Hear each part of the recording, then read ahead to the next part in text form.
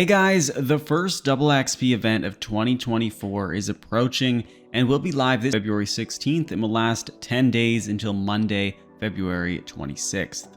In this guide, I will be showing you 5 tips to take advantage of the double XP event and get the most out of it.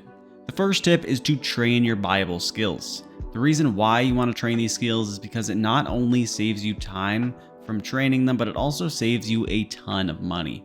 Training skills like summoning, construction, herb lore, smithing, and many others are extremely expensive to train, and you'll end up needing half the materials to reach your goals, which is a huge benefit. That's not to say training boring skills like runecrafting or dungeoneering isn't a good use of time. You wouldn't be saving money training these skills, but you would be saving a ton of time, especially if they're skills that you just don't enjoy training, then that's definitely a viable option. When figuring out what skills are best to train on double XP, it is a bit of a personal preference, but personally I would prioritize the following skills on double XP. First, I'd focus on summoning. Summoning is the #1 priority on my list simply because when you are training summoning, you're not only saving a ton of money from the spirit shards and raw materials, but you're also getting twice the amount of XP per charm, which is extremely helpful. Charms can be really slow to obtain, so being able to get more XP per charm is huge for summoning. Herb lore is #2 because training the skill is quite expensive, as you will need to buy a variety of unfinished potions and herbs. You can train herb lore at a portable well too, and on double XP, the portables, they're abundant. You can go to the portable world, but just about every world will have portables at most of the major bank areas like Fort 4 and 3 or the Lumbridge Bank.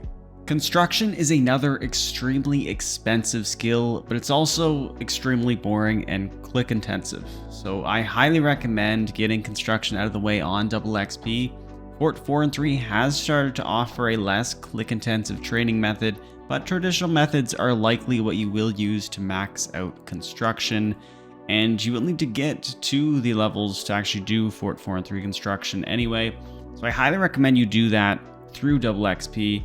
That way you just save a ton of money and a ton of time on a pretty boring skill to train. Smithing is another buyable that can be expensive, which makes it a good option to train on double XP. You can actually make some profit training smithing, but the fastest XP per hour for this skill, it does cost quite a bit of money. So if you are going for the fastest XP rates, then smithing is a good idea. If you're sort of just upgrading the different plate bodies, so going from level 0 plate body to a +2 or +3 and then selling it, you'll most likely make some profit. So if you're doing that, it might not be the best skill to train on double XP just because you're not spending a ton of money. But again, if you don't enjoy smithing, find it boring, then you could do that as well. Agility is one of the most boring skills in RuneScape, at least in my opinion, and probably the opinion of most people. But it should definitely be trained on double XP, not through the traditional methods, but through silverhawk boots. So whenever you are on double XP, I highly recommend you are wearing your charged silverhawk boots. That way you will get some XP every 45 seconds while you're training some other skills.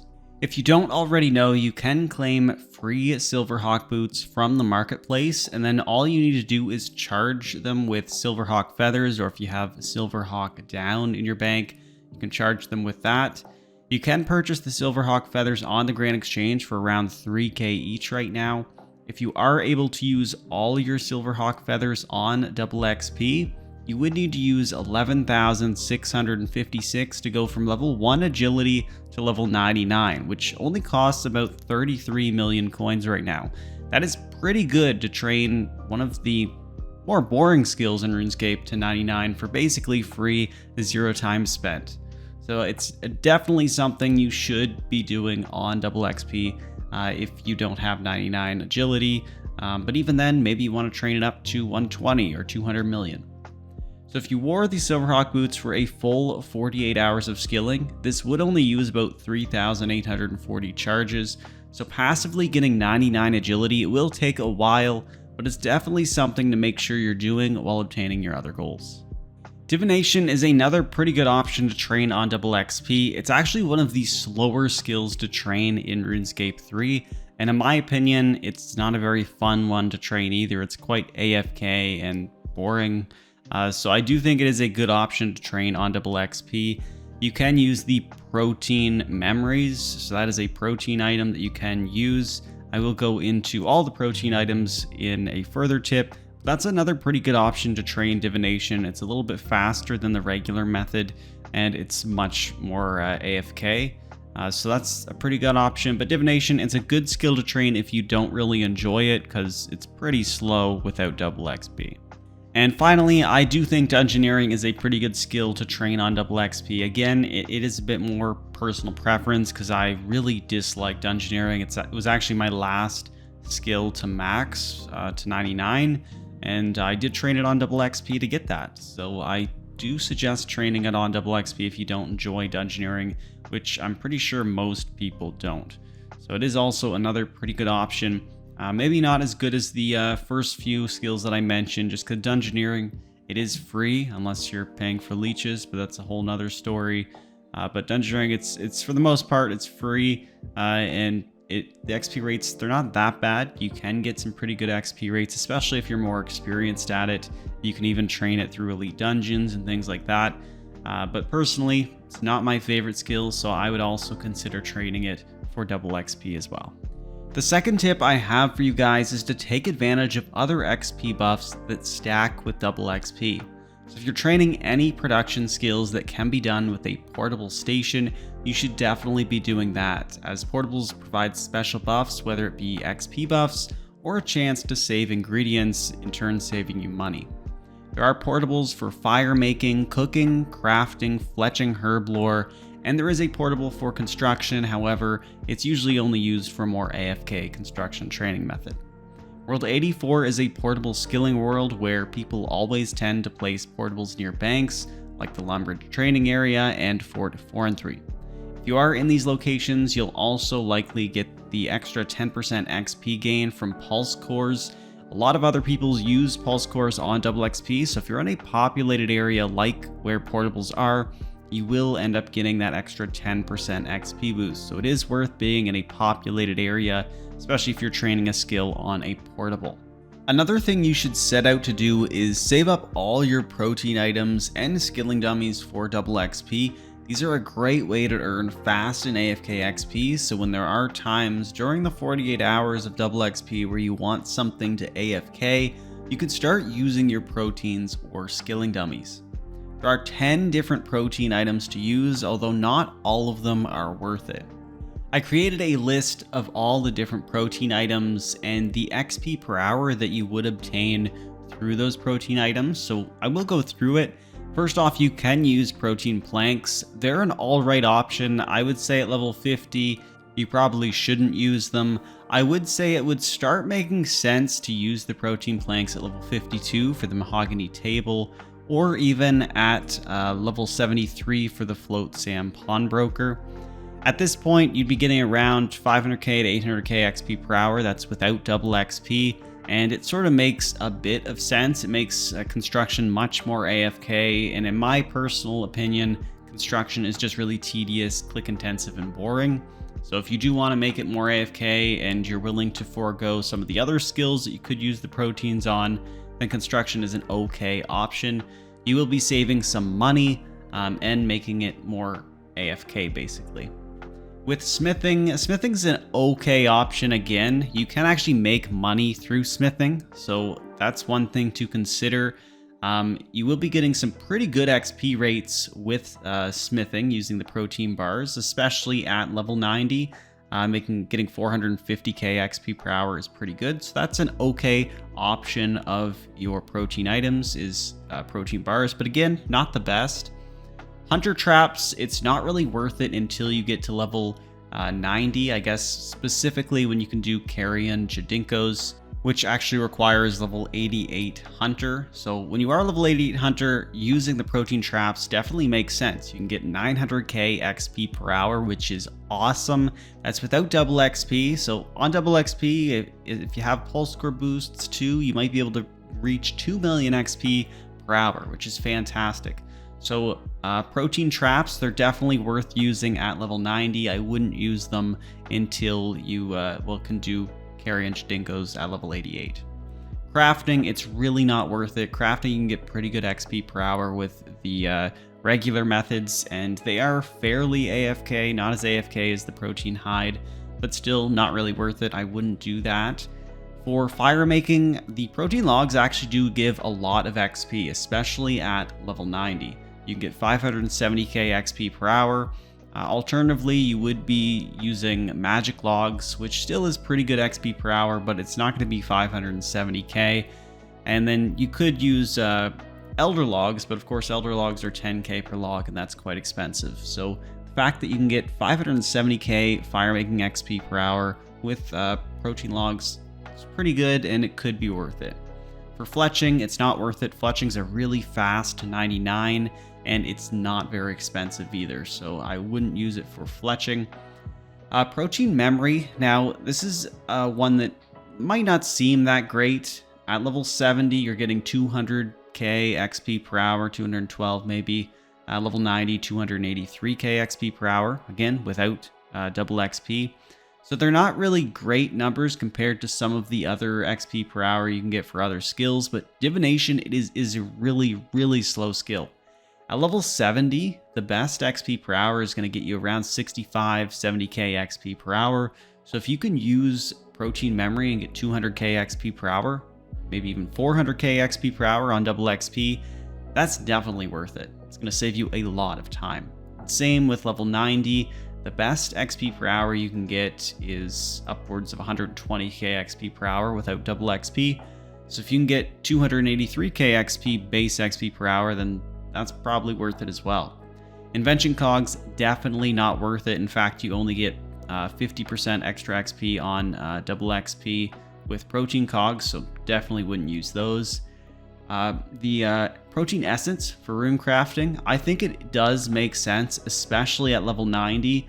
At level 50 and 70, the XP isn't as good, so you could use it, but I probably would wait until level 90 when you can get 500k base XP per hour. That's just fantastic. Makes rune crafting really AFK, which it is not an AFK skill. It's extremely click intensive unless you're doing rune span with lower XP per hours. So I actually prefer the protein essence the most, I think, especially at level 90. I think it makes the most sense out of all options. For cooking, I wouldn't do that. Cooking, again, it's actually sort of a profitable skill for most foods. So I would just train cooking the regular way. It's also AFK, pretty good XP per hour. For herb lore, the protein shake, it doesn't really make sense until you get to maybe a level 107 or 118. Then maybe it somewhat makes sense. It makes the skill a lot more AFK. But actually making vuln bombs is a pretty good option at level 107. It's pretty cost effective. You are going to be losing a little bit of money, but actually not much at all. The XP per hour can actually be up to 2.8 million XP per hour. So protein shakes, I probably wouldn't use. I would just train herblore the regular way. At level 70 and 90, you'll actually make profit making certain potions. And then again, when you get to 107, you can make the vuln bombs and practically break even, maybe lose a little bit of money. So that's what I would do for the protein items. Again, just to recap, I prefer the protein essence for rune crafting at level 90. I think the protein memory for divination is a fantastic use, especially with low XP per hours that divination provides. Fire making's okay, and protein traps level 90 is pretty good as well. Tip number 4 is to take advantage of Nic the Trader. So most of you probably aren't going to use the full 48 hours of double XP over the 10 days. That's an average of almost 5 hours a day. If you are pretty sure that you're not going to use all this time, you can actually trade in 1 hour of double XP per day with Nic the Trader. During double XP, Nic is located in a lot of different locations like the Artisan's Workshop, Fort 4 and 3, Grand Exchange, Lumbridge, etc. And you can go to him and trade in that 1 hour of double XP every day. So over the course of the 48 hours or the 10 days, you can trade in 10 hours. You will gain 250 credits per hour that you trade in, And then you can buy things like prismatic stars or lamps, even skilling outfits, pulse cores, and some random treasure hunter rewards as well. It's definitely worth trading in an hour of double XP per day if you aren't planning on utilizing all your double XP hours. Personally, basically every double XP, I never use all my hours. It's just too much time to play within 10 days. And so for me personally, I am going to be trading in at least 1 hour a day. So I do build up some of these credits and I can just buy some XP from Nic the Trader on prismatic lamps. I could buy some stars, things like that. And really it's just a way to make sure you don't waste all of the time that you wouldn't already use. Just by trading it away, and you get some rewards from that. It's not really as good as double XP, but at least it is something and pretty beneficial. The last tip is pretty generic, but you will want to go into double XP with specific goals in mind and make a plan around accomplishing these goals. This gives you time to prepare before double XP starts, and so when you log in on double XP, you're not chewing up some of that precious time while you're still trying to figure out what to do and maybe even buy supplies, which at that time will cost a lot more. So it is a good idea to set these goals beforehand and start preparing, buying your ingredients that you will need, know what you're going to be doing on double XP. So I highly recommend buying all the requirement ingredients before double XP starts, so you just have everything all ready.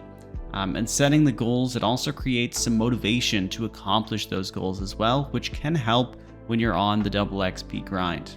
More importantly though, make sure you aren't burning yourself on double XP. It can be a bit of pressure to use up the full 48 hours within the 10 days. In fact, in the past, when they had double XP weekend, which was basically 48 hours straight, there was a lot of pressure to do all your goals in basically just 2 days.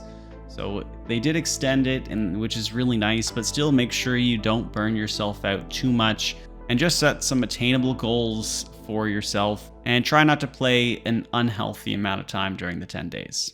Anyway guys, I hope you enjoyed the video and have a great double XP live event. Thank you all for watching, and I'll see you all in the next one. Peace.